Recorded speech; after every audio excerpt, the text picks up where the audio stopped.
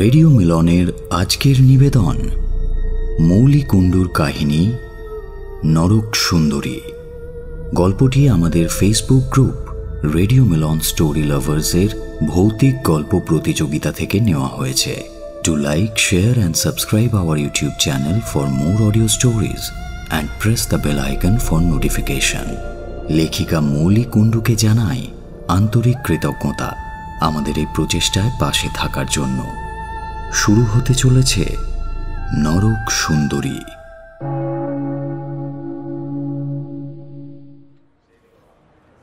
ইন্দ্রপুরী স্টুডিওতে কোনো একটা সিনেমার শুটিং চলছে।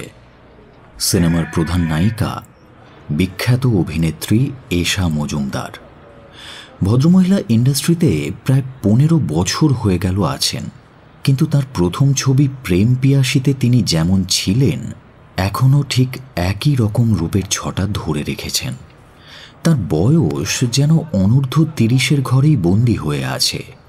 তার সৌন্দর্যের বর্ণনা দুটো শব্দেই সারা যায়, ডাকসাইটে সুন্দরী। সিনেমার শুটিংয়ের সময় সব অভিনেতা অভিনেত্রীদের খাবার আসে একটা হোটেল থেকে। অনেকে নিজেদের খাবার বাড়ি থেকেও নিয়ে আসেন, কিন্তু এশা ম্যাডাম মোমো ছাড়া কিছুই খাবেন না। এদিকে যে হোটেল থেকে খাবার আসে তা নিতান্তই বাঙালি হোটেল, সেখানে মোমো টোমো আবার পাওয়া যায় না। কাজেই এশা ম্যাডামের ম্যানেজার রাতুলকে ডাকলেন। এই যে ভাই, হ্যাঁ তুমি একবার এদিকে এসো দেখি। রাতুল সদ্য বিকম পাশ করে বেশ কিছুদিন নানা রকম কাজের সন্ধানে ঘুরছে। ছোটবেলা থেকে বরাবরই তার একটু সিনেমা অভিনয়ের দিকে ঝোঁক ছিল, তবে তার বাবা রেলের ওয়াগন কারখানার সামান্য একজন কন্ট্রাক্টর। তাছাড়া বিকমেও রাতুলের রেজাল্ট খুবই মাঝারি মানের হয়েছে, তাই কলেজ থেকে বেরোনোর পর আর সে পড়াশুনোর দিকে ঝোঁকেনি। সে ঠিক করে এবার একটু ভাগ্যটাকে পরীক্ষা করে দেখবে। কোনো এক মহাপুরুষ বলেছিলেন, তুমি কাজের চেষ্টা না করে শুয়ে থাকলে তোমার ভাগ্যও শুয়ে থাকবে। এই কথায় রাতুল বিশ্বাসী। তাই রাতুল তার পছন্দের জায়গাতেই কাজ পাওয়ার চেষ্টা করতে থাকে।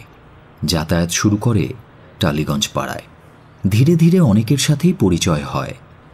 প্রথম দিকে অনেকেই তাকে বিনা পারিশ্রমিকে ভাই ফরমাস খাটিয়ে নিত, কিন্তু এশা ম্যাডামের ম্যানেজারের সেই ডাকটা তার জীবন সম্পূর্ণ বদলে দিল।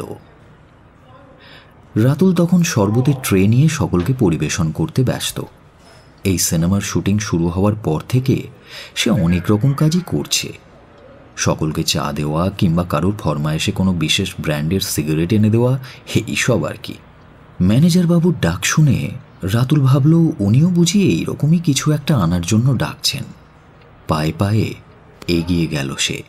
ভদ্রলোক রাতুলকে দুটো 100 টাকার নোট ধরিয়ে দিয়ে বললেন, এই যে শোনো, ঈশা ম্যাডামের জন্য কোনো ভালো রেস্তোরাঁ থেকে ভালো মোমো এনে দিতে পারবে? দেখবে যেন পুরো খাবারটা তোমার চোখের সামনে বানিয়ে দেয়, বাসি খাবার যেন না মেশায়।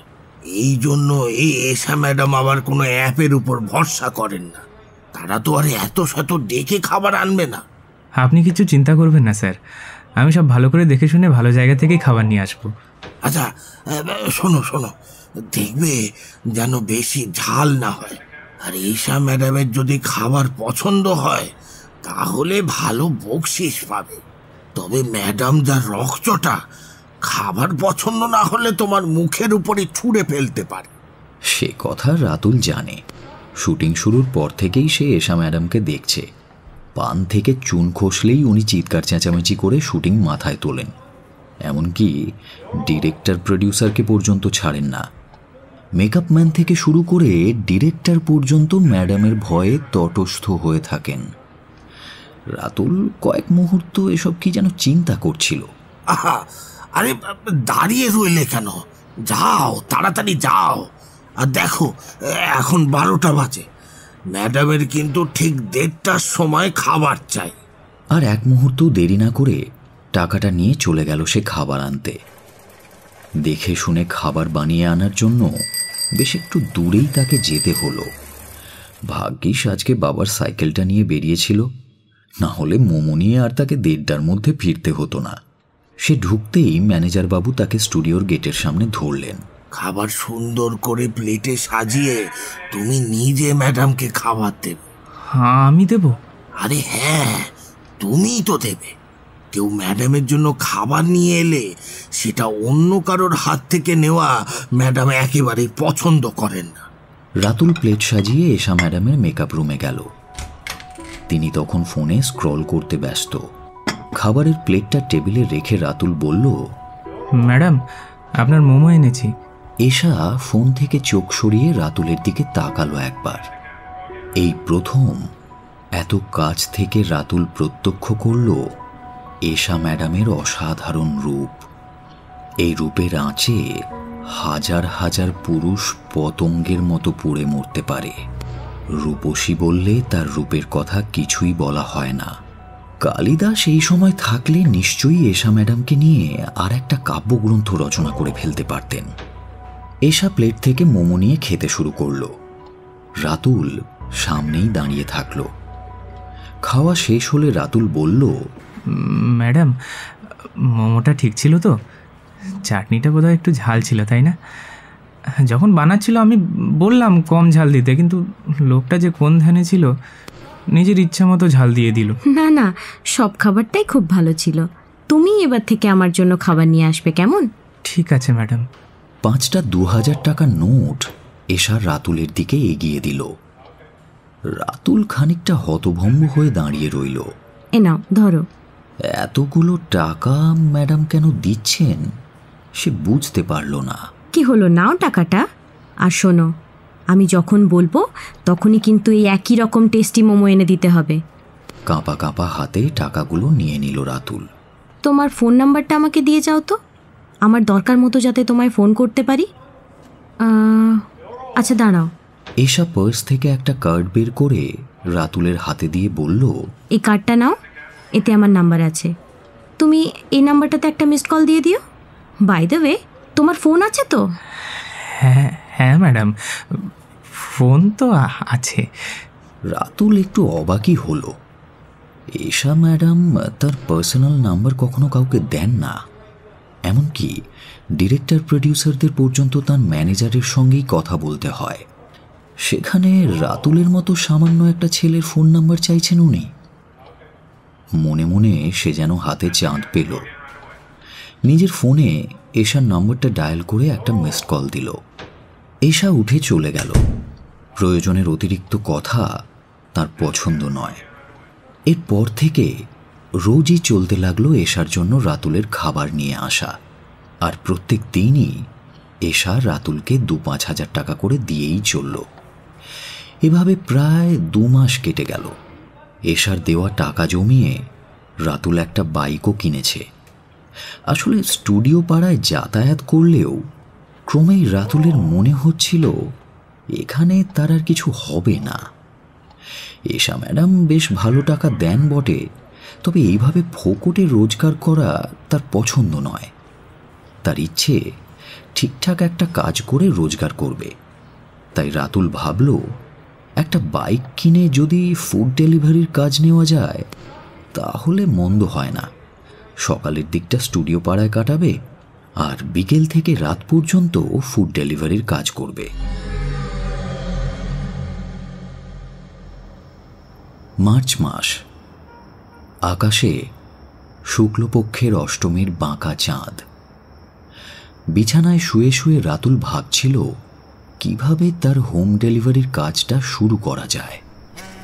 হঠাৎ ফোনের ভাইব্রেশনে চিন্তাজাল ছিন্ন হলো তার। স্ক্রিনে চোখ যেতে দেখল এশা ম্যাডামের ফোন।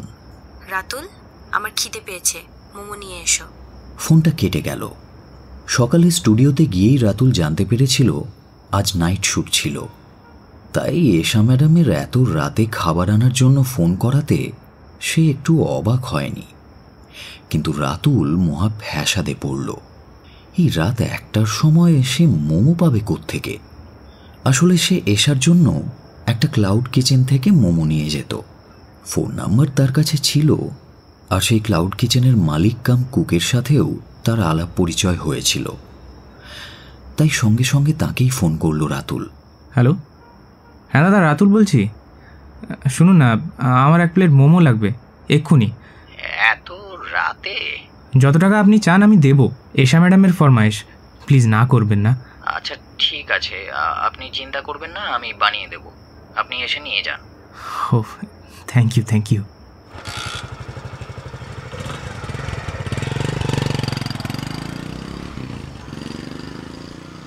বাইক নিয়ে বেরিয়ে পড়ল রাতুল। মোমো নিয়ে শুটিং ফ্লোরে পৌঁছতেই সে জানতে পারল এশা ম্যাডামের শরীরটা খারাপ হওয়ায় তিনি বাড়ি চলে গেছেন। রাতুল ভাবল ম্যাডামের বাড়িতেই খাবারটা দিয়ে আসা যাক, না হলে যদি আবার মনক্ষুণ্ণ হয়ে পরে কোনো কাজ না দেয়। সে এশার বাড়ির দিকে রওনা দিল। যখন পৌঁছল তখন রাত প্রায় 3টে। এশার বাড়িটা একটু নিরিবিলি জায়গায়। গেটটা ঠেলে সে যখন ভেতরে ঢুকল তখন অন্ধকারে একলা ভূতের মতো বাড়িটা দাঁড়িয়ে আছে। চারিদিকে কেউ কোথাও নেই। খানিকটা ইতস্তত করে সে ভাবছিল বাড়ির মধ্যে ঢুকবে কি ঢুকবে না, তখনই দোতলার একটা ঘরের জানালায় মোমবাতির একটা হালকা আলোর আভাস দেখতে পেল সে। লোডশেডিং হয়েছে নাকি? দরজার কাছে গিয়ে দেখল দরজা খোলা। কেউ আছেন? সে বাড়ির ভেতর ঢুকে পড়ল। কোনো সাড়া শব্দ নেই। মনে হচ্ছে সামনে একটা সিঁড়ি আছে, আর সিঁড়ির ওপর থেকেই যেন খানিকটা মোমবাতির আলোর আভাস আসছে, আর আসছে একটা অদ্ভুত মিষ্টি সুগন্ধ। সেই সুগন্ধ ক্রমশ তাকে মোহাচ্ছন্ন করে ফেলছে। রাতুল গুটি গুটি পায়ে সামনের দিকে এগোতে লাগলো। সুগন্ধটা ক্রমশ তীব্রতর হয়ে তার সারা শরীরকে অবশ করে দিচ্ছে।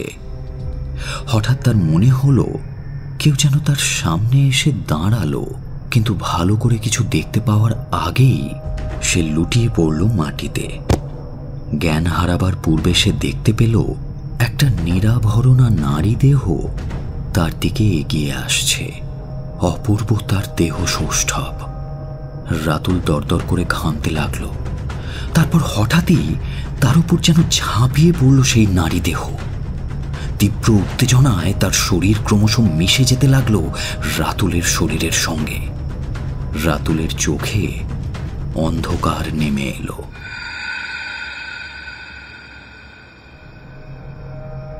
জ্ঞান যখন ফিরল সে তখন একটা ঘরের সাদা মেঝের ওপর পড়ে রয়েছে। শরীর খুবই দুর্বল। হঠাৎ তার সবকিছু মনে পড়ে গেল। কিছুক্ষণ আগে যেটা হলো সেটা কি স্বপ্ন? শরীর খারাপ হওয়ার জন্যই হয়তো মনের খেয়ালে ওসব দেখেছিল। ধরফর করে উঠে দাঁড়ালো রাতুল। মাথাটা কেমন যেন একটু ঘুরে গেল, আর ঘাড়ের কাছে বেশ একটা চিনচিনে ব্যথা অনুভব করল সে। সেখানে হাত দিতেই দেখল হাতের টাটকা রক্ত। হঠাৎ তার খেয়াল হলো পুরো বাড়িটা এখন যেন আলোয় ভেসে যাচ্ছে। মোমোর প্যাকেটটাও মেঝেতেই পড়েছিল। সেটা তুলে নিয়ে সামনে সিঁড়ি ধরে টলতে টলতে ওপরে উঠল সে। দোতলায় সামনেই একটা বড় ঘর। এশা ম্যাডামেরই ঘর বোধ হয় ওটা। সেখান থেকে একটা মিউজিক ভেসে আসছে। রাতুল ঘরে ঢুকেই দেখতে পেল এশা ম্যাডাম একটা সিংহাসনের মতো চেয়ারে বসে আছেন, যেন সাক্ষাৎ রাজরানী। ভেতরে ঢুকেই রাতুল দেখল সামনের টেবিলে একটা নকশা করা বিশাল কেক। তার ওপর লেখা রয়েছে হ্যাপি বার্থডে টু এশা। ওপরটা মোমবাতি দিয়ে সাজানো। এসো রাতুল, ভেতরে এসো। আজ কি আপনার জন্মদিন ম্যাডাম? আমি আসলে জানতাম না। Happy birthday madam. কোনো গিফট মানে? মোমো তো এনেছো, তাহলেই হবে। হ্যাঁ ম্যাডাম, আমি স্টুডিওতে গিয়ে জানতে পারলাম আপনি। শরীর খারাপ বলে বাড়ি ফিরে এসেছি, তাই তো? হ্যাঁ, কিন্তু আসল ব্যাপারটা তো দেখতেই পাচ্ছ। কিন্তু আপনার জন্মদিনে আর কেউ আসবে না? না, তুমি নিশ্চয়ই শুনেছ আমি অনাথ আশ্রমে মানুষ। আমার বাবা মা জন্ম পরিচয় বলতে কিছুই নেই, তাই জন্মদিন বলে কাউকে নেমন্তন্ন করে হাসির খোরাক হতে চাই না। বারে, জন্মদিন পালন করলে হাসির খোরাক আবার কি আছে? ও তুমি বুঝবে না, আমার তো জন্মেরই ঠিক নেই, তাতে আবার জন্মদিন পালন। বাড়ির কাজের লোকগুলোকেও তাই আজ বিদায় করে দিয়েছি। তাহলে আমাকে ডাকলেন কেন? তুমি ওদের মতো নও। তোমাকে প্রথম যেদিন দেখি সেদিনই বুঝতে পারি। তুমি স্বপ্ন দেখতে পারো, মানুষের দুঃখ, চিন্তা, ভালোবাসা বুঝতে পারো, ভালোবাসা দিতে পারো। তাই এরকম একটা দিন তোমার মতো মানুষের সাথে ভাগ করে নিতে পারলে দিনটা সফল হবে। চলো এবার কেকটা কাটা যাক। কেকের একটা টুকরো কেটে রাতুলের মুখের সামনে তুলে ধরল এশা। তারপর তাকে নিয়ে গেল ডাইনিং রুমে। টেবিলের ওপর সাজানো নানা রকমের খাবার। এত খাবার? এই সব খাবারই কিন্তু তোমাকে খেতে হবে। না না ম্যাডাম, এত আমি খেতে পারবো না। আচ্ছা ঠিক আছে, যতটা পারো খাও। এশা নিজে কিন্তু কিছুই মুখে তুলল না। রাতুলের নিয়ে আসা মোমোগুলোই খেলো শুধু। খাওয়া শেষ করে জিজ্ঞেস করল, তুমি ড্রিঙ্ক করো? না ম্যাডাম। আচ্ছা বেশ। ম্যাডাম, ভাবছিলাম এবারে একটা ফুড ডেলিভারির চাকরি। আচ্ছা, তুমি তো স্টুডিওতে ঘুরে বেড়াও অভিনেতা হিসেবে কাজ পাওয়ার জন্য। হ্যাঁ ম্যাডাম। তাহলে করছো না কেন? আসলে সেরকম তো কিছু পাচ্ছি না ম্যাডাম, তাই। তোমার মধ্যে আলাদা একটা ব্যাপার আছে। ডিরেক্টর হরিনাথ বাবুর সাথে আমার কথা হচ্ছিল সেদিন, তিনিও আমার সাথে একমত। ওনার পরের ছবিটা একটা নারী কেন্দ্রিক ছবি, সেখানে লিড রোলে আমি থাকব। উনি আমার বিপরীতে এমন একজন নিউ কামারকে চাইছেন যে দর্শকের মনে একটা আলাদা ছাপ ফেলতে পারে। তুমি কি রোলটা করতে চাও? হ্যাঁ ম্যাডাম, অবশ্যই করব। বেশ, নিজেকে তাহলে তৈরি করো। অনেক ধন্যবাদ আপনাকে। মানে কি যে বলি। তোমাকে খুব তাড়াতাড়ি রোলটা ব্রিফ করা হবে। আর একটা কাজ করতে পারো, কদিনের জন্য পাহাড়ি কোনো জায়গায় ঘুরে আসতে পারো, তাতে মাইন্ডটাও ফ্রেশ হবে। আর তোমার রোলটার উপর যেহেতু পাহাড়ের একটা প্রভাব আছে, তাই তোমার কাজটা করার আগে পাহাড়ে ঘুরে আসতে পারলে বেশ ভালো হবে। কিন্তু ম্যাডাম, পাহাড়ে মানে। শোনো, তুমি যদি আমার একটা ছোট্ট কাজ করে দিতে পারো, তাহলে আমি তোমার দেরাদুনে যাওয়ার ব্যবস্থা করে দিতে পারি। দেরাদুন? তা কি কাজ করতে হবে ম্যাডাম? দীঘা ছাড়া আর কোনো জায়গা রাতুলের যাওয়া হয়নি, তাই দেরাদুনের মতো জায়গায় যাওয়ার প্রস্তাব রাতুলের কাছে যথেষ্ট লোভনীয়। ঠিক দেরাদুন নয়, তবে দেরাদুনের কাছে কোটিকানসার নামে একটা জায়গা আছে। তোমাকে সেখানে যেতে হবে। সেখানে গিয়ে তোমাকে আমার একটা কাজ করে দিতে হবে। খুব একটা শক্ত কিছু নয়। সেখানে আমার এক গুরুমা থাকেন, তোমাকে তার কাছ থেকে একটা ওষুধ এনে দিতে হবে।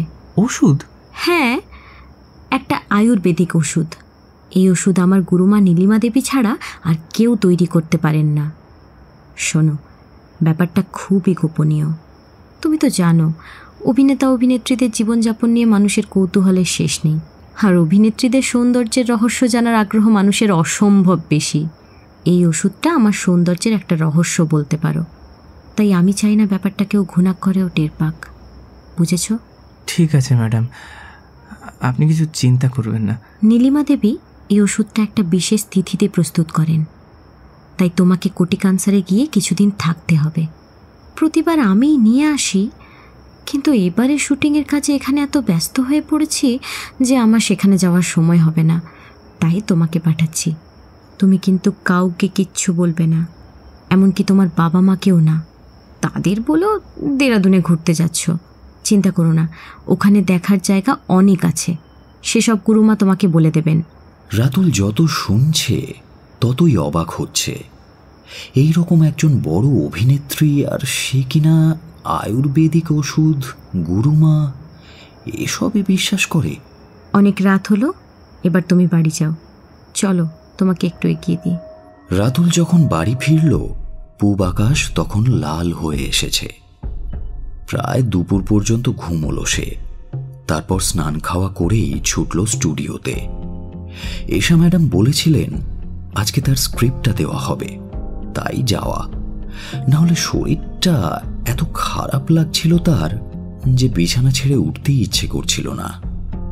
আয়নায় দেখল ঘাড়ের কাছে দুটো ছোট ছোট লাল দাগ।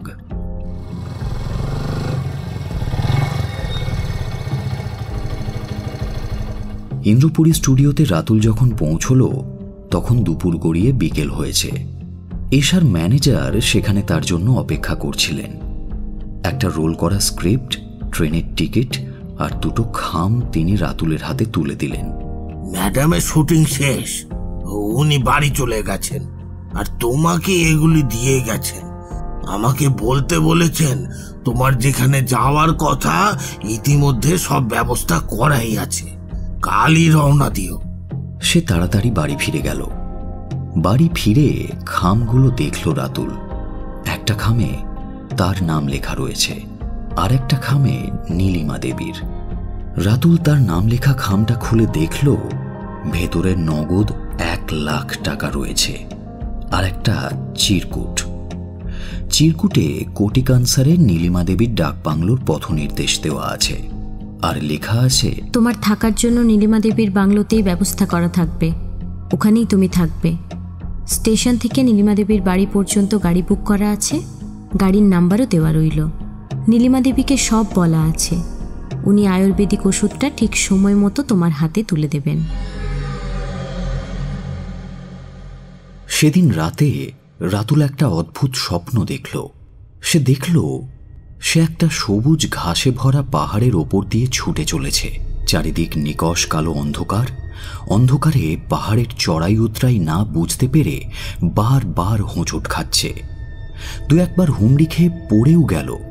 কখনো বা ধারালো পাথরে আঘাত লেগে আহতও হলো, কিন্তু সেদিকে ভ্রুক্ষেপ না করে আবার ছুটে চলেছে সে। হঠাৎ কি যেন একটা তার ঘাড়ের উপরে লাফিয়ে পড়ল। রাতুল শক্ত পাথুরে মাটির ওপর তীব্রভাবে আছড়ে পড়ল। সে দেখতে পেল তার উপরে একটা বিভৎস মুখ। বয়স্ক কোঁচকানো চামড়ার জায়গায় খুবলে মাংসের মতো উঠে আসছে। টিয়া পাখির ঠোঁটের মতো বেঁকানো নাকটা কেমন যেন থেবড়ে ঝুলে আছে। চোখের মণিহীন সাদা অংশটা ধকধক করে জ্বলছে। মুখটা একেবারে তার মুখের ওপর ঝুঁকে পড়তেই তা ধীরে ধীরে বদলে গিয়ে এশা ম্যাডামের মুখ হয়ে গেল। হঠাৎ রাতুল নিজের বুকের কাছে তীব্র একটা জ্বালা অনুভব করল। সে দেখতে পেল এশা ম্যাডাম তার উপরে চেপে বসেছে আর নিজের একটা আঙুলের সরু ছুরির মতো নখ দিয়ে তার খোলা বুকে গভীরভাবে চিরে দিচ্ছে। কি অসহ্য যন্ত্রণা! হঠাৎ অ্যালার্মের শব্দে তার ঘুমটা ভেঙে গেল। ধরফর করে বিছানায় উঠে বসল সে। ঘামে বিছানা বালিশ সব ভিজে গেছে। এখনো ঠিকমতো যেন নিঃশ্বাস নিতে পারছে না। বুকের দিকে চোখ পড়তেই সে অবাক হয়ে গেল। সেখানে একটা লাল চেরা ক্ষত, যদিও সেটা গভীর নয়। ওপরের চামড়াটা একটু কেটে গেছে, কিন্তু এটা কি করে সম্ভব? রাতুল তাড়াতাড়ি বিছানা ছেড়ে বাথরুমে গিয়ে চোখে মুখে জল দিল। তারপর কিছুটা স্বাভাবিক হলো। পরের দিনই বেরোতে হবে তাকে। তারপর সারাটা দিন গোছকাজ করতেই কেটে গেল তার। নগদ টাকাটা ব্যাংকে জমাও দিয়ে এলো। ইচ্ছে মতো এটিএম থেকে তুলে খরচ করা যাবে। কিন্তু এসবের মধ্যেও এশা ম্যাডামের বাড়িতে হয়ে যাওয়া সেই ক্ষণিকের অনুভূতি আর আগের রাতের স্বপ্নটা সারাক্ষণ তার মাথায় ঘুরপাক খেতে লাগলো। বাবা মাকে জানালো শুটিংয়ের লোকেশনটা ঘুরে দেখার জন্য এশা ম্যাডাম তাকে দেরাদুনে পাঠাচ্ছেন। হাওড়া স্টেশনে দুপুর 1টায় ট্রেন। এর আগে সে এত লম্বা ট্রেন জার্নি কখনো করেনি। এশা ম্যাডাম ফার্স্ট ক্লাসেই ব্যবস্থা করে দিয়েছেন। ট্রেনে একটা রাত তাকে কাটাতে হবে। এত ভালো ব্যবস্থার মধ্যে সে বাড়িতেও কখনো ঘুমোয়নি। কিন্তু তাও সেই ভয়ঙ্কর স্বপ্নটা সে আবার দেখল। আর স্বপ্নটা দেখে যখন তার ঘুম ভাঙল, তখন দেখল বুকের আগের কাটা দাগটার পাশে আবার একটা নতুন কাটা দাগ। ট্রেনের কাঁচের জানালার বাইরে অসাধারণ প্রাকৃতিক দৃশ্য। এইসব পাহাড় নদী নিজের চোখে এর আগে কখনো দেখেনি রাতুল, তাই সবকিছু বেশ উপভোগ করতে করতেই যাচ্ছিল। কিন্তু মাথা থেকে স্বপ্নের ব্যাপারটা কিছুতেই সে সরাতে পারছিল না। এর কি কোনো মানে আছে কে জানে? আর বুকের ওপরে সেই কাটা দাগগুলো, সেগুলোই বাকি। রাতুলের এবার একটু যেন ভয় হলো। সে সিদ্ধান্ত নিল এখন সে আর ঘুমোবে না। বেলা বাড়ার সঙ্গে সঙ্গে ওই চিন্তা একেবারেই মুছে গেল। ধীরে ধীরে লখনৌ, বারাণসী, হরিদ্বার পেরিয়ে 2 ঘন্টা লেটে সন্ধে 8টার সময় ট্রেন পৌঁছল দেরাদুনে। এই পাহাড়ি রাস্তায় দুপুর গড়ানোর পর আর সেরকম গাড়ি ঘোড়া চলে না, কিন্তু তার চিন্তার বিশেষ কিছু ছিল না। এশা ম্যাডাম সব ব্যবস্থা করে রেখেছেন, তাই গাড়ি নিয়ে ড্রাইভার রোহিত উনিয়াল সেই বিকেল 5টা থেকে অপেক্ষা করছে।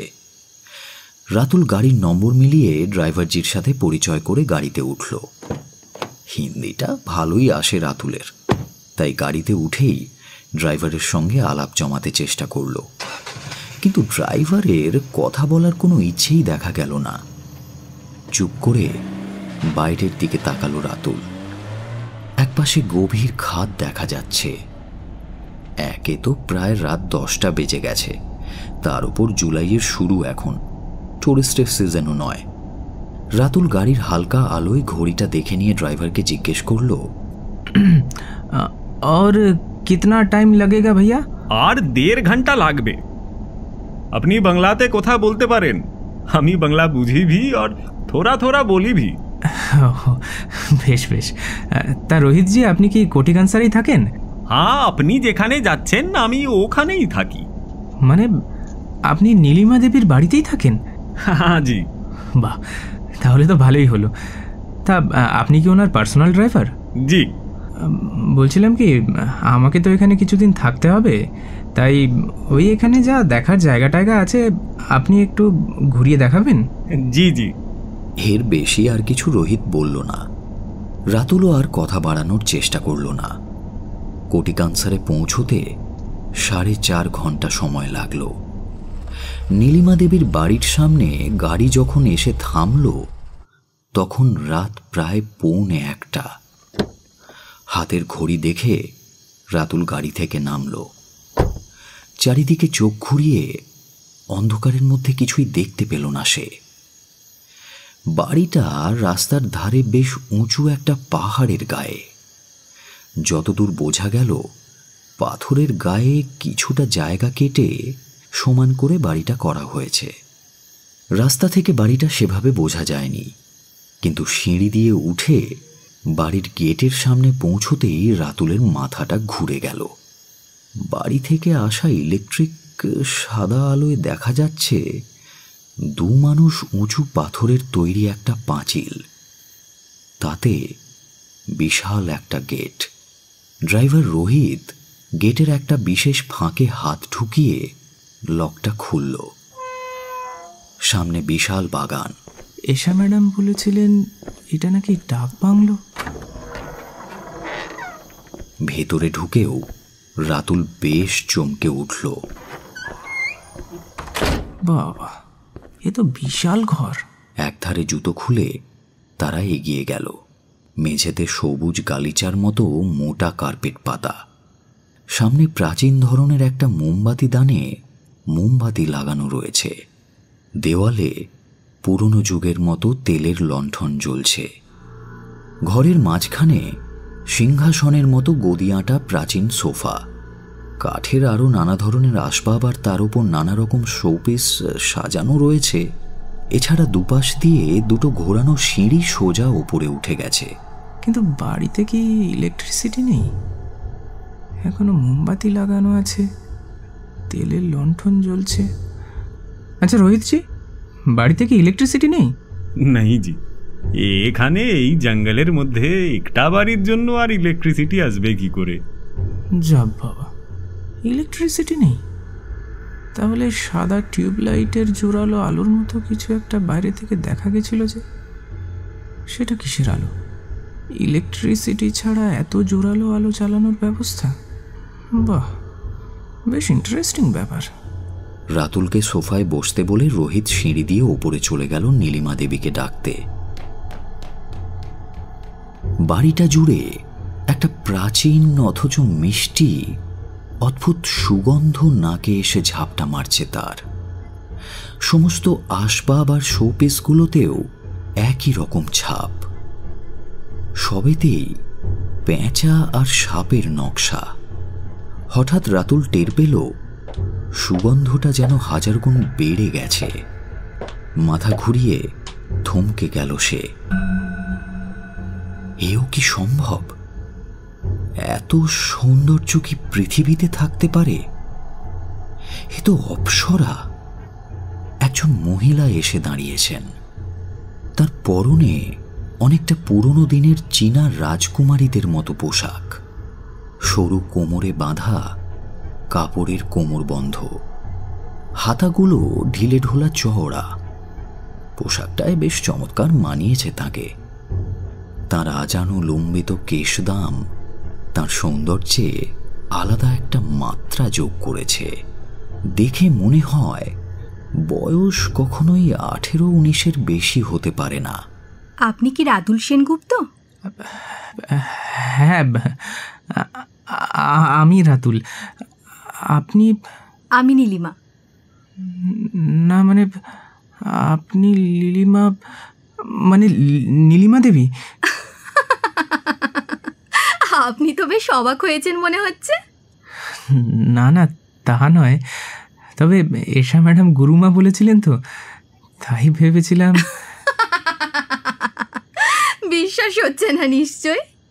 আপনি ভেবেছিলেন একটা থুত্তুরে বুড়ি লাঠি ঠুকতে ঠুকতে এসে সামনে দাঁড়িয়ে বলবে, আমি নীলিমা দেবী, তথাস্তু বৎস।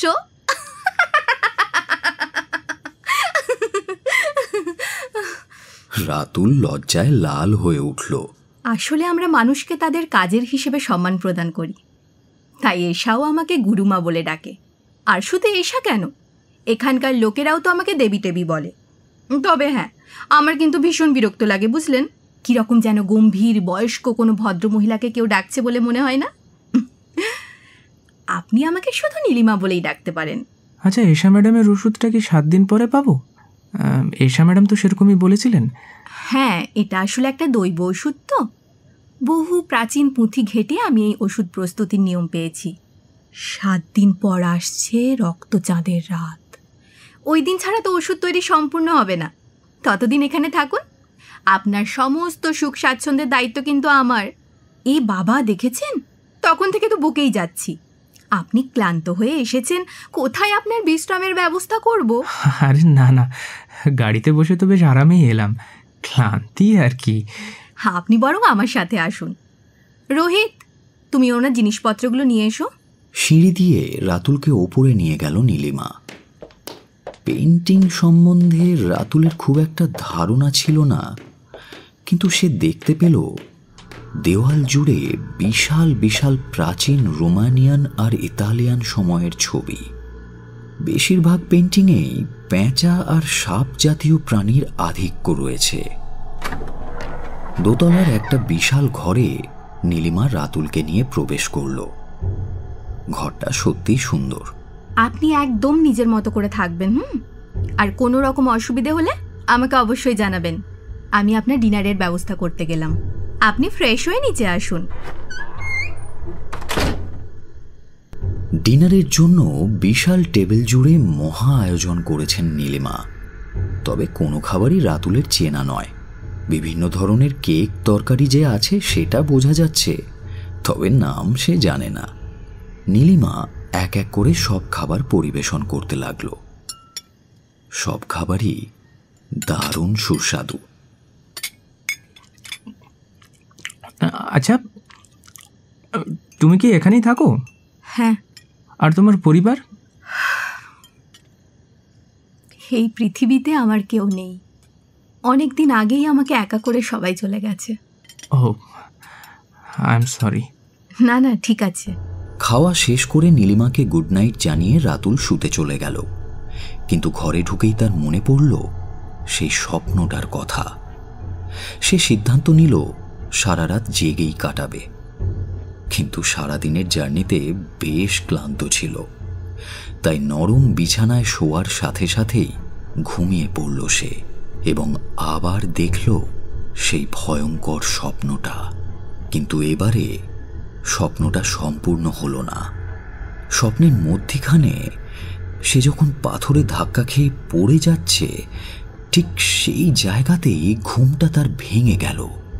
বুকে হাত বুলিয়ে দেখল আজ আর নতুন করে কোনো আঘাত তার লাগেনি। কিন্তু ঘুমটা ভাঙল কেন? তার কানে পৌঁছল অদ্ভুত একটা মন্ত্রপাঠের শব্দ, বেশ পরিষ্কার শোনা যাচ্ছে। তারপর হঠাৎ কোনো নারী কণ্ঠে একটা তীব্র গোঙানির শব্দ সে শুনতে পেল।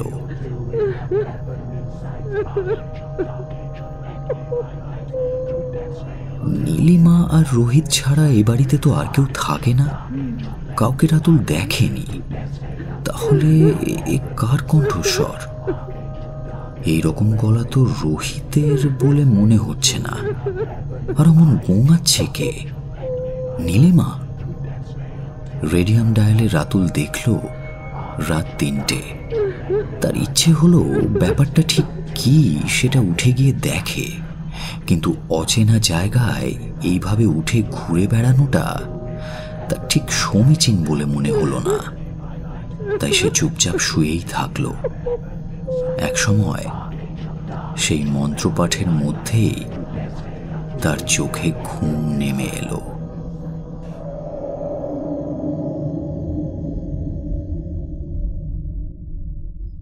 সকালবেলা ঘুম থেকে উঠে তার নিজেকে বেশ তরতাজা মনে হলো। ফ্রেশ হয়ে নিচে নামতেই রোহিতের দেখা পেল। সেই ব্রেকফাস্ট টেবিলে খাবার পরিবেশন করল, কিন্তু সে নিজে কিছুই খেল না। নীলিমার কথা জিজ্ঞেস করে সে জানতে পারল সে এখনো ঘুম থেকে ওঠেনি। তাছাড়া দিনের বেলা নাকি সে নিজের ঘরে নিজের কাজ নিয়ে ব্যস্ত থাকে, খুব একটা বেরোয় না। বাড়িটায় দিনের বেলাতেও মোমবাতি জ্বলছে, বাইরের কোনো আলো ভেতরে ঢোকে না। रातुल बाबू, आप आज घूमने जाएंगे ना? হ্যাঁ হ্যাঁ, নিশ্চয়ই। ওই এখানে যা দেখার জায়গা টায়গা আছে। আছে তো বহুত জায়গা। कलसी, लक्षा मंडल, महुआ देवता का मंदिर आछे, देववन, चिरमिरी व्यू पॉइंट, किमना, मेगाद वाटरफॉल्स भी आछे, बुद्धेर गुफा आछे। আরে ব্যাস ব্যাস ব্যাস, যা আছে তুমি আমাকে মোটামুটি ঘুরিয়ে দেখিয়ে দিও। हाँ हाँ बिल्कुल बाबू, अपनी तैरी हुए বাইরে আসেন। আচ্ছা, এখানে কি সেরকম কোনো জন্তু জানোয়ার টানোয়ার দেখা যায় নাকি? না বাবু, কাছাকাছির মধ্যে সেরকম জানোয়ার তো মিলবে না। জানোয়ার আছে और भी গভীর জঙ্গল के अंदर। ঠিক আছে, আমি আসছি, দাঁড়াও। কিছুক্ষণের মধ্যেই বাইরে এসে ডাকবাংলোটার দিকে আরেকবার ভালো করে তাকালো রাতুল। রাতে এর বিশালত্ব কিছুই বোঝা যায়নি। দিনের বেলা এটাকে আরো বিশাল আর আরো সুন্দর লাগছে। এইরকম বাড়ি বর্তমান সময়ে খুব একটা দেখাই যায় না। হাজার হাজার বছরের প্রাচীন স্থাপত্যের কল্পিত ছবি হিসেবে ইতিহাসের বইয়ের পাতায় অবশ্য দেখা যায়। বাহ, এই জায়গাটা তো খুব সুন্দর। আচ্ছা, এখানে কোনো ট্যুরিস্ট আসে না? না বাবু, পর্যটক যা আসে সব ও চাকার্তা ডিস্ট্রিক্টে থাকে, জঙ্গলের মধ্যেও থাকে, তবে ঠিক এই জায়গাটাই থাকে না। इस जंगल के बीच में कौन रहेगा बाबू? সারাদিন আশেপাশের অনেক জায়গায় রোহিত তাকে দেখালো। বিকেলবেলা যখন তারা ডাকবাংলোয় ফিরল, তখন গোটা পাহাড় কাঁচা সোনার মতো রোদে ছেয়ে আছে। এত বড় বাড়িটা কেমন যেন খাঁ খাঁ করছে, কেউ কোথাও নেই। রাতুল বাইরে বেরিয়ে গোলাপ বাগানে ঘুরতে ঘুরতে একটা ফাউন্টেনের কাছে আসতেই দেখতে পেল একজন লোক তার দিকে পেছন করে ফাউন্টেনের পাঁচিলে বসে আছে। এই লোকটা আবার কখন এলো? আজ যখন বেড়াতে গেছিলাম তখন। তার পোশাকটা ভারী অদ্ভুত। ইসরায়েলের মানুষদের অনেকটা এরকম পোশাক পরতে দেখা যায়।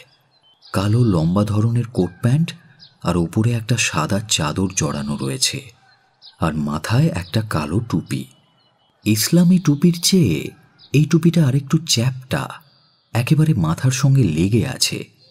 কোলে রাখা ডান হাতটায় চোখ পড়তেই রাতুল লক্ষ্য করল তার মাঝের আঙুলে একটা অদ্ভুত ধাতুর আংটি রয়েছে। Hello sir, good evening. Hello young man, who are you? Ratul Sengupta. আপনি বাঙালি? হ্যাঁ, কিন্তু আপনি? আমার নাম ইব্রাহিম জশুয়া। আমি এখানে প্রায় 1 বছর ধরে আছি, তবে কাজে ব্যস্ত থাকি তো তাই হয়তো আপনার সাথে দেখা হয়নি। আপনি কি আজকালের মধ্যেই এখানে এসেছেন? হ্যাঁ, আমি কালই এসেছি। আচ্ছা, আপনি এখানে 1 বছর আছেন বলছেন, তাই না? এর আগে কি তাহলে আপনি বেঙ্গলে থাকতেন? না, বেঙ্গলে আমার ছোটবেলাটা কেটেছে। ও তাই নাকি? তবে এখানে আসার আগে আমি গোয়ায় থাকতাম। তা আপনি এখানে নিশ্চয়ই কোনো কাজের জন্য এসেছেন? হ্যাঁ, আপনি নীলিমা দেবীকে নিশ্চয়ই চেনেন। আমি ওর ওষুধ তৈরির কাজে সাহায্য করি। ও আচ্ছা আচ্ছা আচ্ছা, আমি তো ওষুধ নিতেই এসেছি। আপনি কি এইসব ওষুধ নিয়ে কাজ করেন নাকি? হ্যাঁ, বলতে পারেন। ফার্মাসিউটিক্যাল সায়েন্স নিয়ে পড়াশোনা করে আমি গোয়াতে একটা ওষুধ তৈরির কোম্পানিতেই কাজ করতাম। সেই কোম্পানির একেবারে টপ পজিশনে পৌঁছে গেছিলাম আমি। তখন আমার কোম্পানির বস আমাকে একটা বিশেষ ধরনের ওষুধ তৈরির একটা ফর্মুলা শেখার জন্য নীলিমা দেবীর কাছে পাঠালেন। আচ্ছা, আপনার ছেলেবেলা কেটেছে বললেন কলকাতায়। কলকাতাতেই বাড়ি ছিল? হ্যাঁ, তা একরকম বলতে পারেন। কলকাতায় আমাদের 5 পুরুষের বাস। কলকাতার কাছেই একটা ইহুদি উপাসনালয়ে আমাদের পরিবারের লোকেরাই পুরোহিতের কাজ করে। আমাদের পদবিও তাই জশুয়া, যার অর্থ পুরোহিত। ও, আপনি তাহলে ইহুদি? রাতুল আরও কিছু বলতে যাচ্ছিল, কিন্তু ইব্রাহিম হঠাৎ কিরকম একটা হকচকিয়ে উঠল। আচ্ছা মিস্টার রাতুল, আমার একটা কাজ আছে। আপনার সাথে আলাপ হয়ে খুব ভালো লাগলো। হ্যাঁ, আবার পরে কথা হবে, চলি। বলেই বাড়ির গেটের দিকে চলে গেল সে। আরে अकेले এখানে বসে কি করছেন? চলিয়ে आपको ছাদে নিয়ে যাই। হ্যাঁ চলুন। ছাদ সে এখানকার পুরা ভিউ কোনো ভিউ পয়েন্টের থেকে কম সুন্দর নয়। সেই প্রথম রাতুলের এই বাড়ির ছাদে ওঠা। তারপর যে 7 দিন রাতুল কোটিকানসারে থেকেছে, রোজ বিকেলে তার একবার অন্তত ছাদে ওঠা চাই। ছাদ থেকে নেমে ডিনারের আগে পর্যন্ত সময়টা তাকে নিজের ঘরে একাই কাটাতে হতো। এত নির্জন নিশ্চুপ পরিবেশে সে যেন কিছুটা হাঁপিয়েই উঠেছিল। তবে ডিনারের সময় নীলিমার সঙ্গে কথা বলে তার সমস্ত একাকিত্ব কেটে যেত। আচ্ছা, আপনার এই বাড়িটা তো খুব প্রাচীন বলে মনে হয়। এটা কি আপনার পৈতৃক বাড়ি? হ্যাঁ, তা বলতে পারেন। এই বাসস্থানটুকু ছাড়া আর কি বা দিয়েছে আমার পিতৃপুরুষ। তা এই বিশাল বাড়িতে একা থাকতে থাকতে আপনি হাঁপিয়ে ওঠেন না? হাঁপিয়ে উঠলেও কি করার আছে বলুন তো? একাকিত্বের ব্যথা বোঝার মতো লোক এখানে কোথায়? কেন, রোহিতজি। রাতুল বাবু, আমার মনের মধ্যে জমে থাকা কথা বোঝার মতো, আমার কথা শোনার মতো একজন মানুষের প্রয়োজন। কোনো স্বল্পভাষী আদেশ পালন করা যন্ত্র নয়। একাকিত্বের দংশন যে কি, তা কেউ বুঝবে বলে আমি আর আশা করি না। আচ্ছা, আমি যদি শুনতে চাই? রাতুল বাবু, আপনি ভীষণ ভালো মানুষ, কিন্তু আপনি মাত্র 7 দিনের জন্য অতিথি হয়ে এসেছেন। আমার কষ্টের কথা শুনে আপনার কি লাভ বলুন তো? লাভ লোকসানের কথা জানি না, কিন্তু একাকিত্বের ব্যথা কেমন সেটা আমিও অনুভব করি। বেশ, আপনি তো কিছুদিন রয়েছেন, দেখা যাক কতক্ষণ আপনার শোনার ধৈর্য থাকে। এরপর আরও নানা বিষয় নিয়ে তাদের কথাবার্তা চলল। নীলিমার সব কথায় সেই সপ্রতিভ চাহনি, উচ্ছল ঝর্ণার কলকল ধ্বনির মতো খিলখিলে হাসি রাতুলকে যেন ধীরে ধীরে এক আবেশের বন্ধনে বেঁধে ফেলতে লাগল। দিনগুলো যেন এক মোহাচ্ছন্ন আবেশের মধ্যেই কাটতে লাগলো তার। সারাদিন ড্রাইভার রোহিতের সঙ্গে বিভিন্ন জায়গায় ঘুরে বেড়ায়, ফিরে এসে বাগানে ইব্রাহিমের সাথে টুকটাক কথা বলে, তারপর ছাদে আর বাড়ির মধ্যে অলসভাবে সময় কাটে। সবচেয়ে ভালো সময় তার কাটে ডিনারে নীলিমার সঙ্গে। রাতুল নীলিমাকে যতই দেখে ততই মুগ্ধ হয়। এত সুন্দর, এত সর্বগুণী মেয়ে, একে পৃথিবীর নাকি স্বর্গ থেকে বিতাড়িতা অভিশপ্ত কোনো পরী বা অপ্সরা? অবশ্য এই কদিনে রাতুল নীলিমার রূপেরই প্রেমে পড়েনি, শুধু অনেক গুণের কথাও জানতে পেরেছে। কোটিকানসারের অনেক গরিব পরিবারের ছোট ছোট বাচ্চাদের খাওয়া পড়া থেকে শুরু করে পড়াশোনা আরও যাবতীয় খরচ নীলিমা বহন করে।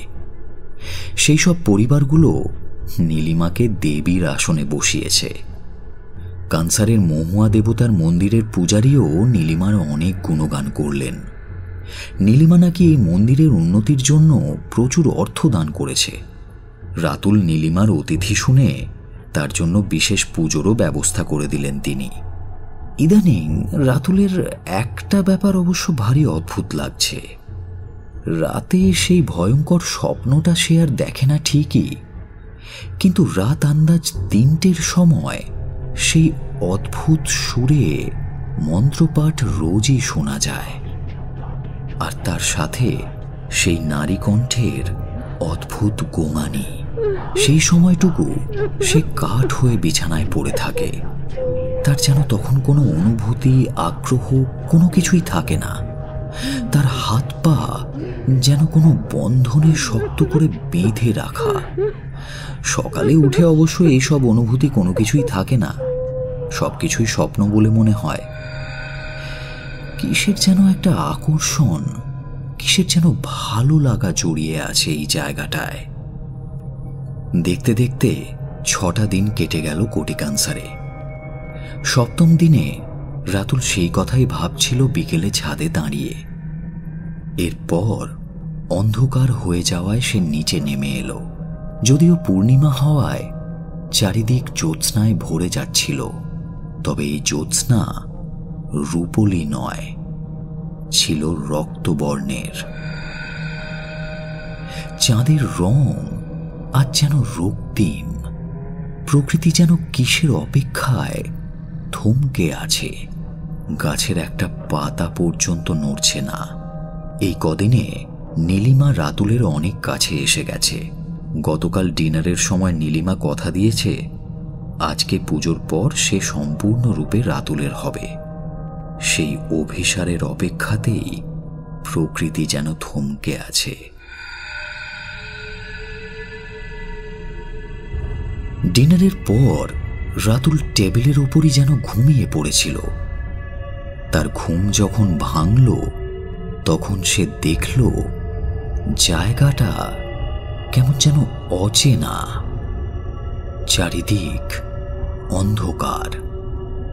চোখটা একটু পরিষ্কার হতেই সে দেখতে পেল তার সামনে পেছন ঘুরে দাঁড়িয়ে আছে নীলিমা।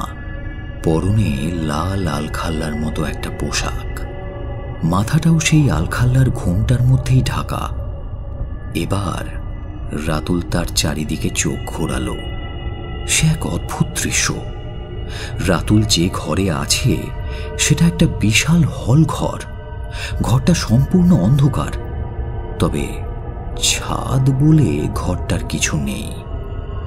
ছাদের জায়গাটা গোলাকারভাবে ফাঁকা, আর সেখান দিয়ে ঘরে প্রবেশ করেছে বিশাল থালার মতো গোল রক্তচাঁদের আলো। সেই আলো ঘরের ঠিক মাঝখানে এসে পড়েছে, আর দেখা যাচ্ছে একটা সিল অফ সালমানের চিহ্ন। সে দেখল সেই ঘরের চিহ্নের মাঝে কিসের যেন একটা মূর্তি। কি বিভৎস! 5 মানুষ সমান উঁচু মূর্তিটা মানুষ না পশুর কিছুই বোঝা যাচ্ছে না। বিভৎস ওই কদাকার মুখে পৃথিবীর সমস্ত কুটিলতা, কলুষতা, পাপ মিশিয়ে যেন সৃষ্টি হয়েছে সেই মুখের।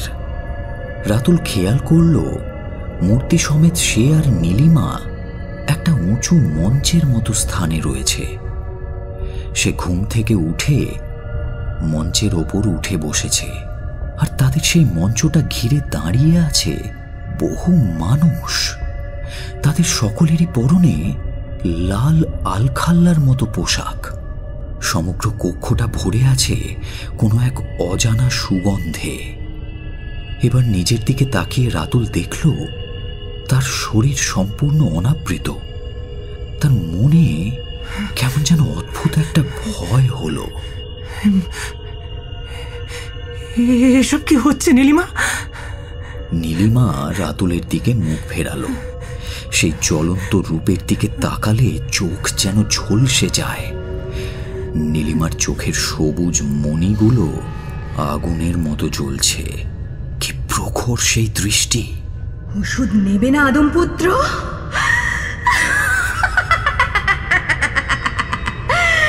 তবে আমার নামটা তুমি একটু ভুল জানো।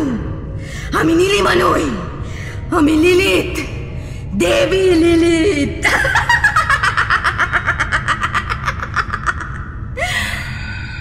লিলিথের নাম রাতুল জানে।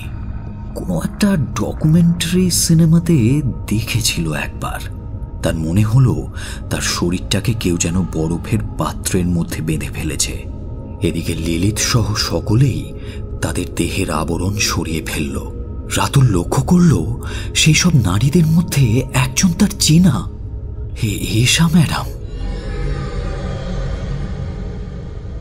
লিলিথ এগিয়ে এলো রাতুলের দিকে। রাতুলের মুখটা নিজের দুটো হাতের মাঝে ধরে তার মুখের কাছে নিয়ে এলো। আদমপুত্র, চলো, এবার তোমার ওষুধ নেওয়ার সময় হয়েছে। তো তোমার সাহায্য ছাড়া ওষুধ যে তৈরি হবে না আদমপুত্র। চলো, চলো আমার সাথে, চলো। তার সবুজ চোখের মণিতে বা কণ্ঠস্বরে কি যে জাদু ছিল রাতুল জানে না, কিন্তু সে আজ্ঞাবহ পোষ্যের মতো তার পেছন পেছন চলতে শুরু করল। তাদের সাথে এশা ম্যাডামও চলতে লাগলেন। রাতুলের মস্তিষ্কের একটা দিক হয়ে পড়েছে লিলিথের আজ্ঞাবহ বৃত্ত, কিন্তু অপর দিক সমানে বলে চলেছে যা হচ্ছে সবকিছু খুব খারাপ।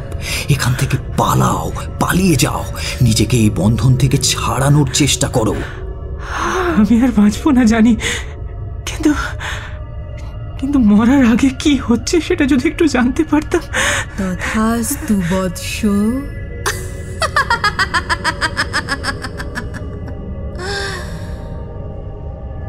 আদমের থেকেও শক্তিশালী হয়ে আমি যখন ঈশ্বরের কাছে আমার উচ্চ স্থানের দাবি করলাম, তখন তারা আমাকে নরকে বন্দি করলো। নরকে বন্দি হওয়ার পর আমি চেষ্টা করি সেখান থেকে যে কোনো উপায়ে মুক্তি পেতে। তখনই আমার পরিচয় হয় নরকের 7 রাজা লুসিফার, বেলজেবাব, অ্যাসমোডাস, লেভিয়াথান, বেলফেগার, মামন ও স্যাটানের সাথে। তারা আমাকে নরক থেকে মুক্তির একটা পথ দেখায়। তার জন্য অবশ্য আমাকে আমার শরীর ছাড়তে হয়। আমার আত্মা নরকের বেড়াজাল ভেঙে পৃথিবীতে উঠে আসে। সেই পথ করে দেওয়ার জন্য নরকের 7 রাজা আমার আত্মাকে নিজেদের দাস করে নিলেন। আমার শক্তি পুনরুদ্ধারের জন্য প্রয়োজন ছিল একটি দেহ। সেই দেহও আমাকে দান করলেন। তবে তার বদলে সেই রাজাদের আমাকে একটা বিশেষ প্রতিশ্রুতি দিতে হলো। আমি আমার সন্তান সমদের প্রাণ উৎসর্গ করব বছরের এক বিশেষ সময়ে। এই রকমই প্রতি বছরের রক্তচাঁদের রাতে, সপ্তাহের 7টি রাতে একজন রাজার সাথে মিলিত হওয়ার মাধ্যমে আমাকে নিজের আহুতি দিতে হয়। সেই আহুতি আমাকে শক্তি প্রদান করে, কিন্তু প্রতি রাতেই আমাকে মৃত্যু যন্ত্রণার সম্মুখীন হতে হয়। প্রতি রাতে আমি যে পুরুষ কণ্ঠে মন্ত্রপাঠ শুনতে পেতাম, তা সেই নরকের রাজাদের কণ্ঠস্বর, আর সেই গঙ্গানি তোমার মৃত্যু যন্ত্রণা।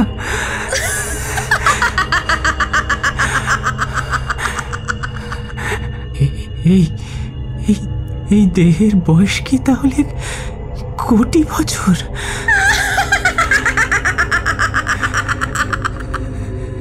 আমাকে দেখে কি তাই মনে হয়?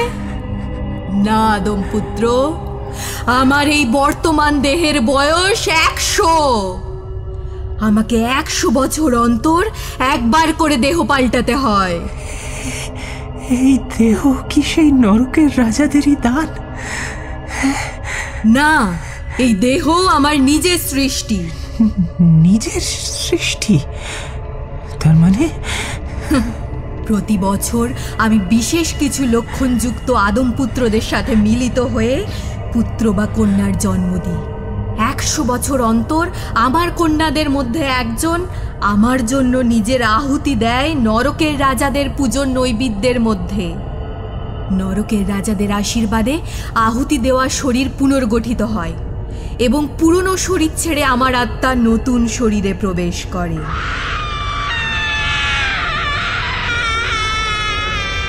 হঠাৎ করেই লিলিথের কথার মাঝে ছন্দপতন ঘটল। এশা ম্যাডাম এতক্ষণ দাঁড়িয়েই ছিল, কিন্তু হঠাৎ একটা আর্তনাদ করে বিশাল কুয়োর মতো জায়গাটায় ঝাঁপিয়ে পড়ল। সঙ্গে সঙ্গে এক উগ্র কটু গন্ধে জায়গাটা ভরে উঠল। লিলিথের শরীর থেকে যেন একটা তীব্র লাল আলো বিচ্ছুরিত হচ্ছে। সেই সব দৃশ্য রাতুলের সকল বোধ বুদ্ধিকে যেন শূন্য করে দিল। তার অতীত নেই, বর্তমান নেই, ভবিষ্যৎ নেই, কিচ্ছু নেই। শুধু একটাই আওয়াজ ভেসে আসছে, আদমপুত্র এসো, এসো, এসো, আমার কাছে এসো। সেই ডাকে সাড়া না দিয়ে রাতুল পারল না। ধীরে ধীরে এগিয়ে গেল লিলিথের কাছে। লিলিথ রাতুলের শরীরটাকে তীব্র উত্তেজনায় যেন কোনো সাপের মতো আষ্টে পৃষ্ঠে জড়িয়ে ধরতে লাগলো। মিশে যেতে লাগলো তাদের দুটো শরীর, আর সেইভাবেই ক্রমশ তারা যেন এগিয়ে যেতে লাগলো সেই কুয়োটার দিকে। কিন্তু কাছে আসতেই রাতুল বুঝতে পারল এতক্ষণ সে যেটাকে বিশাল কুয়ো ভাবছিল সেটা আসলে একটা কড়াই, আর লিলিথ তাকে সেই দিকেই নিয়ে চলেছে। এশা ম্যাডামের ঘটনাটা মনে করে রাতুলের এবার বেশ ভয় হলো। ঠিক পর মুহূর্তেই সে দেখল রঙ্গমঞ্চে উপস্থিত ইব্রাহিম জাসুয়া। তিনি তাদের লক্ষ্য করে কি যেন একটা ছুঁড়ে দিলেন, আর সঙ্গে সঙ্গে লিলিথ ভয়ঙ্কর আর্তনাদে আকাশ বাতাস ভরিয়ে তুলল। রাতুলের ওপর থেকে আলগা হয়ে গেল লিলিথের বন্ধন, আর সঙ্গে সঙ্গে তার দেহটা গড়িয়ে পড়ল সেই সুবিশাল কড়াইয়ে। তখনই ঘটল এক অত্যাশ্চর্য ঘটনা। গোটা বাড়িটা ভয়ঙ্করভাবে কাঁপতে শুরু করলো, আর প্রথমেই ভেঙে টুকরো টুকরো হয়ে গেল কক্ষের মাঝখানে উঁচু বেদিতে থাকা সেই ভয়ঙ্কর দানব মূর্তিটা। তাড়াতাড়ি আমার সাথে এসো, এখান থেকে বেরোতে হবে। সঙ্গে সঙ্গে তীব্র আর্তনাদ করে উঠল সেখানে উপস্থিত লিলিথের সন্তানরা। তারা যেন হঠাৎ কোনো তীব্র যন্ত্রণায় কাতরাতে কাতরাতে মাটিতে লুটিয়ে পড়েছে। তাড়াতাড়ি চলো, না হলে আমরা বিপদে পড়তে পারি। রাতুল ইব্রাহিমকে অনুসরণ করতে লাগলো। একটা জায়গায় এসে ইব্রাহিম দেওয়ালের প্লেটে আঁকা পঞ্চভূতের চিহ্নগুলোকে একটা চক্রের মধ্যে সাজাতেই ঘরের দেওয়ালটা ঘর ঘর করে সরে গেল।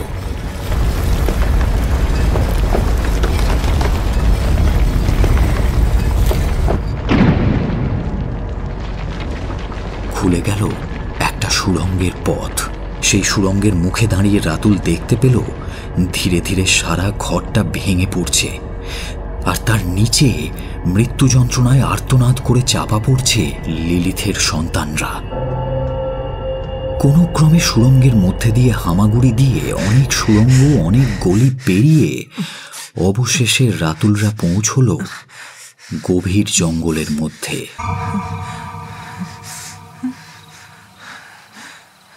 একটা ঠান্ডা হিমশীতল বাতাসের ঝাপটায় রাতুলের অনাবৃত শরীরটা কেঁপে উঠল। পুরো ঘটনার মানসিক চাপ সে সহ্য করতে পারেনি। নিজেকে বেশ দুর্বল মনে হচ্ছে তার। ইব্রাহিম স্যার,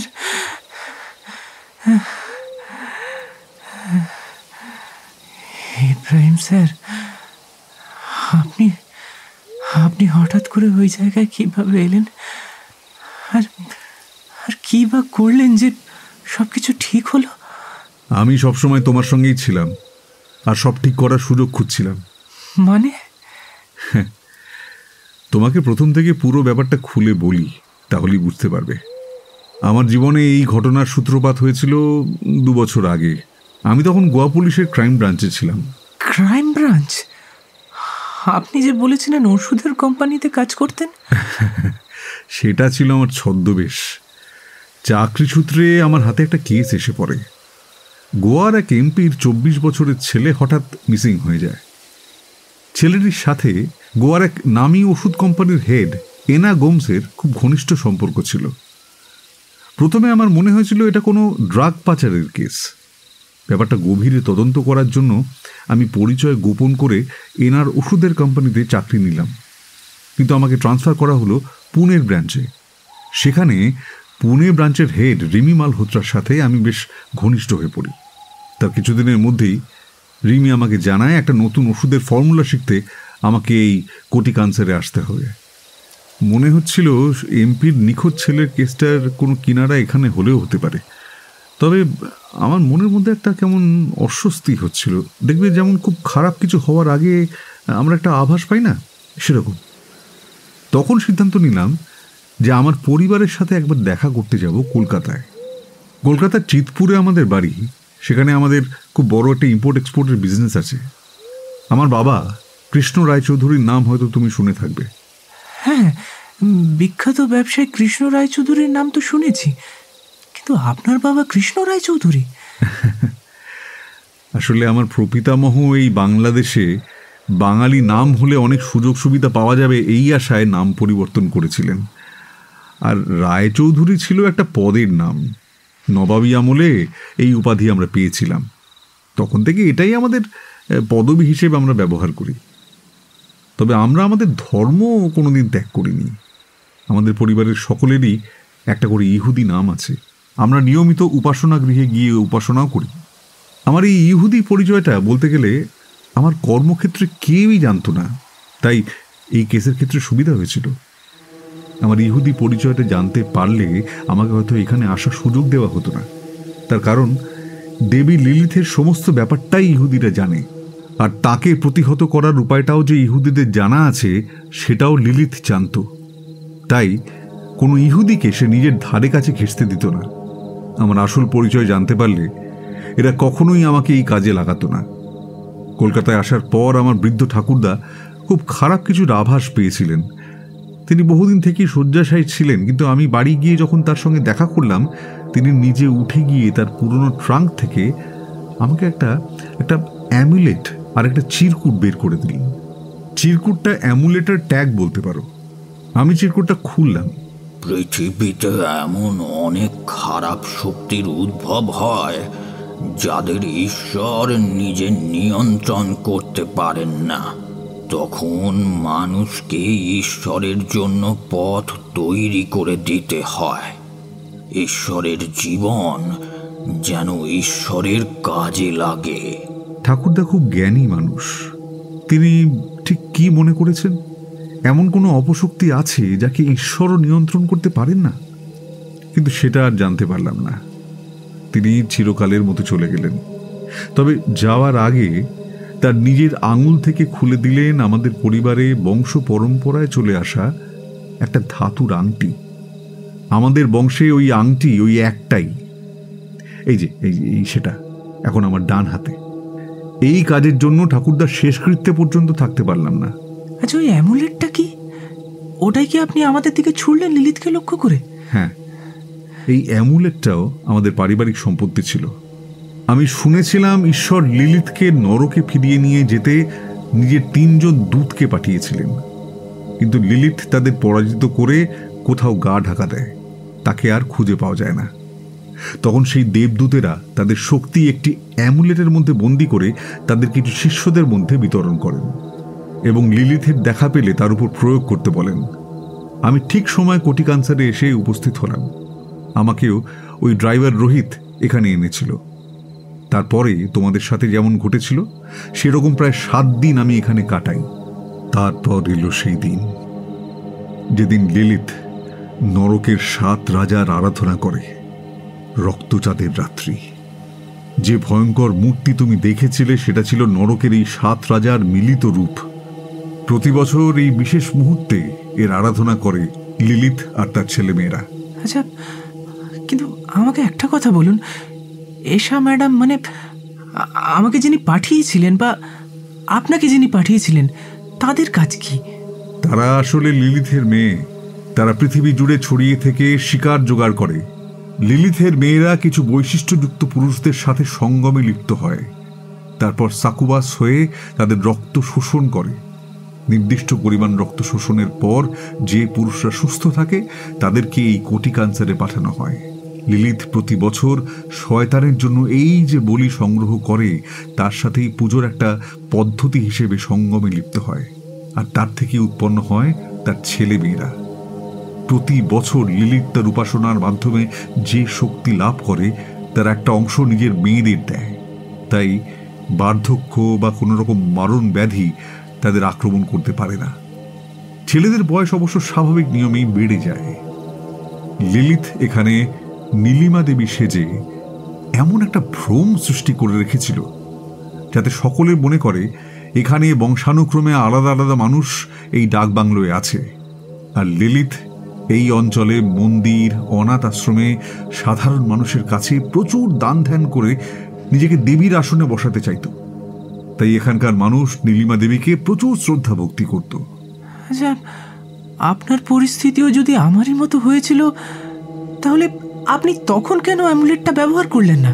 সঙ্গমরত অবস্থায় লিলিথ যদি আমার সঙ্গে সেই কড়াইতে পড়ত, আর যদি সেই অ্যামুলেট আমি তার গলায় পরিয়ে দিতে পারতাম, সে সমস্ত শক্তি হারিয়ে ফেলত।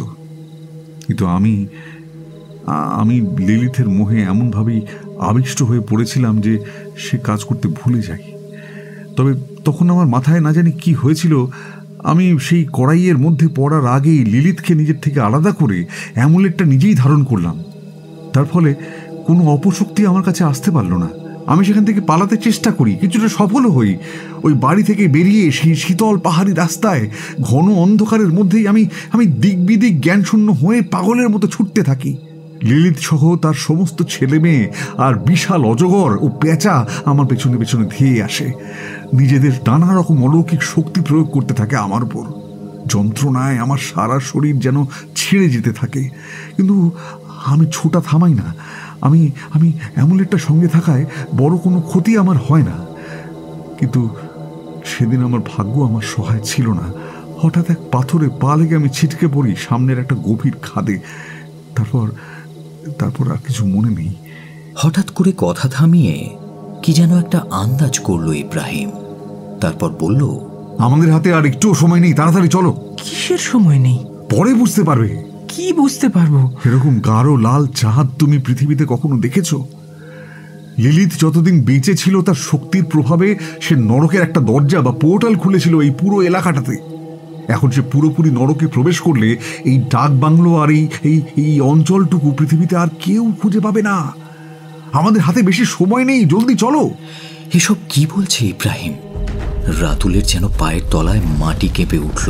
প্রথমে রাতুল ভাবল ইব্রাহিমের বলা কথাগুলোর জন্য এমন হচ্ছে, সেটা তার মনের ভুল। কিন্তু যখন দ্বিতীয়বার তার পায়ের নিচের মাটিটা কেঁপে উঠল, তখন সে বুঝতে পারল এ তার মনের ভুল নয়, সত্যিই ভূমিকম্প হচ্ছে।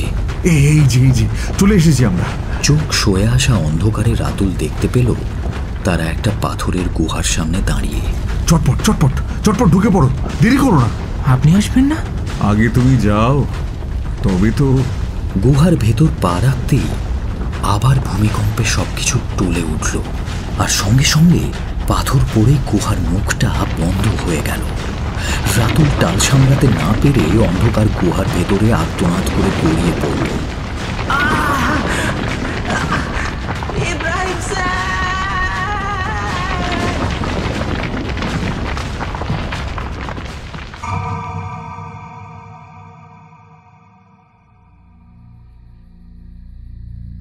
পূর্ণিমার রাতের অন্ধকারে এক ভীষণ ভূমিকম্পে কেঁপে উঠেছিল গোটা উত্তরাখণ্ড সহ পার্শ্ববর্তী এলাকা, তার সঙ্গে সারা পৃথিবী জুড়ে পাহাড়ে পাহাড়ে নেমেছিল প্রচণ্ড ধস। কোথাও মেঘ ভাঙা বৃষ্টি, কোথাও সাইক্লোন। তার পরের দিন বিভিন্ন স্থান থেকে উদ্ধার হয় হাজার হাজার আহত নিহত মানুষের ক্ষতবিক্ষত দেহ।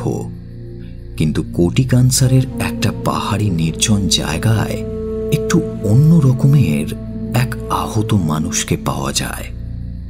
আগেকার কথা কিছুই মনে নেই তার, শুধু মাঝে মাঝে সে চমকে চমকে ওঠে, কিছু অদ্ভুত কথা বলে। লিলিত, নরকের দ্বার, নরকের 7 রাজা, নরকের দ্বার, 7 রাজা, লিলিত। ইব্রাহিম, ইব্রাহিম, ইব্রাহিম স্যার, ইব্রাহিম, লিলিত, নরকের রাজা, সবাই মরবে। Ibrahim sir, Ibrahim sir. এই লোকটিকে যেখানে পাওয়া গিয়েছিল তার পাশেই উদ্ধার হয়েছিল একটা নরকঙ্কাল, যার ডান হাতের আঙুলে একটা অদ্ভুত ধাতব আংটি ছিল। ঠিক সেই দিনই আরও কিছু অদ্ভুত ঘটনা ঘটে। হঠাৎ করেই যেন রাতারাতি সমগ্র পৃথিবী থেকে নিখোঁজ হয়ে যান কয়েকজন অসাধারণ সুন্দরী অভিনেত্রী, অভিজাত নারী, বিখ্যাত মহিলা শিল্পপতি, অ্যাথলিট, নেত্রী এবং অনেক গরিব ও ধনী পুরুষ। ঘটনা দুটোর মধ্যে কোনো সম্পর্ক আছে কিনা তা কেউ জানে না।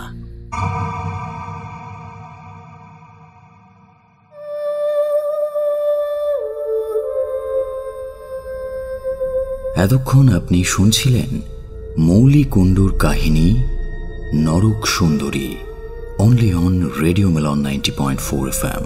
Do like, share and subscribe our YouTube channel for more audio stories and press the bell icon for notification. এশার চরিত্রে সঙ্গীতা, ম্যানেজারের ভূমিকায় শুভদীপ, রাতুলের চরিত্রে অপূর্ব, রাহুলের ভূমিকায় এনামুল, নীলিমার চরিত্রে শ্রোতা, ইব্রাহিমের ভূমিকায় দীপঙ্কর, গল্প পাঠে এবং অন্যান্য চরিত্রে সায়ন, নাট্যরূপ দান Chinmoy, poster and publicity design divine comedy, সমগ্র পরিচালনা এবং ধ্বনি পরিকল্পনা সায়ন। আগামী সপ্তাহে আরও একটি নতুন গল্প নিয়ে হাজির হব আমরা। শুনতে থাকুন রেডিও মিলন 90.4 FM।